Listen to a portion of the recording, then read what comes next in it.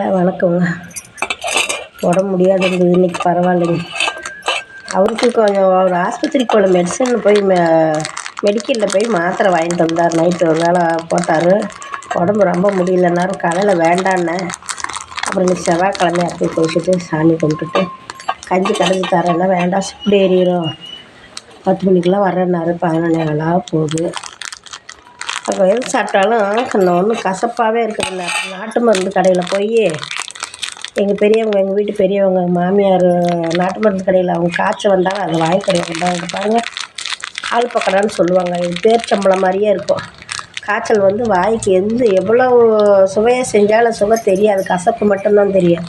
அதுக்கு இந்த பழம் கொஞ்சம் சாப்பிட்டோம்னா இதில் துவப்பு, இனிப்பு, புளிப்பு எல்லாமே கலந்துருக்கும். கொஞ்சம் இந்த கசப்பு எடுத்துரும். வாங்கிட்டு வந்து கொடுத்துட்டு போனார். துணி ஒரு செட் 2 செட் கடந்தது அலசி போட்டு சரி படுத்துகிட்டே இருந்தார். மாதிரியாக இருக்கும். சரி உட்காந்துட்டு இருந்தால் அந்த பாட்டில் மூடி கார்க்கெல்லாம் எடுக்கலாம், நிறையா சேர்ந்துட்டா என்ன பண்ணுறது,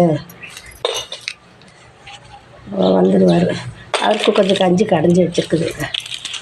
கஞ்சி குடித்தாதாங்க நல்லா இருக்குது. எவ்வளோ காய்ச்சல் வந்தாலும் நான் கஞ்சியே குடிக்க மாட்டேன், குழம்பு ஊற்றி சாப்பிடுவேன். ஊசி போட்டு வந்தால் காய்ச்சல் நின்றுட்டா குழம்பு ஊற்றி சாப்பிட. இந்த தடவை வந்த காய்ச்சல் அந்த மாதிரி. இப்போ காய்ச்சல் வந்துச்சுன்னா உடம்பு சூடாக இருக்குதுன்னா இந்த அனலுக்கு தான் அப்படி இருக்குதுன்னு இருக்காதீங்க, ஆஸ்பத்திரிக்கு போய் பார்த்துட்டு வந்துடுங்க.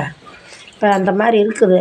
அதிகமாக இதாக அப்படியே நம்ம ஊசி போட்டு நம்ம சூட்டு குறையிலனா வெள்ளை துணி எடுத்து ஈரத்தில் தொட்டு பச்சை தண்ணியில் நல்லா இப்படி சும்மா சுடுதண்ணி இது பண்ணக்கூடாது. பச்சை தண்ணி எடுத்து அந்த துணியை நல்லா புழிஞ்சிட்டு இப்படி வெற்றி எடுக்கணும். அப்போ தான் அந்த ஹீட்டு குறையும், நம்ம காய்ச்சலும் குறையும்.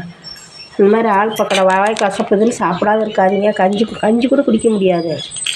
நேற்று அது துவையல் வேணும்னாரு. என்னால் மொல்ல நான் இந்த துவையல் அந்த துவையல் எதுவுமே வேண்டான்ட்டார். போயிருக்கார். பக்குங்குது. என்ன பண்ணுறாரோ தெரியலன்னு. ஃபோன் போட்டால் வரம்மா அப்படின்னாரு. சரி கொஞ்சம் வாங்கி போட்டால் கொஞ்சம் நல்லா இருக்குது. அவர் நைட் போட்டார், நான் ஒன்று போட்டேன், இப்போ ஒன்று போடுறேன். சரிங்க மக்களே. உட்காந்துட்டே இருந்தால் ஒரு மாதிரியாக இருக்குது, கழிப்பாக இருக்குது. அவர் வரும்போது நம்ம ஒரு மாதிரியாக படுத்துருந்தால் மனசு சங்கடம் போடுவார். என்னடா இப்படி இருக்கிறோம். அவங்க வரும்போது முடியலைனாலும் நம்ம வரும்போது கொஞ்சம் கலகலப்பாக இருந்தால் தான் அவங்களுக்கு கொஞ்சம் மனசு தெம்பாக இருக்கும். பாய் மக்களே.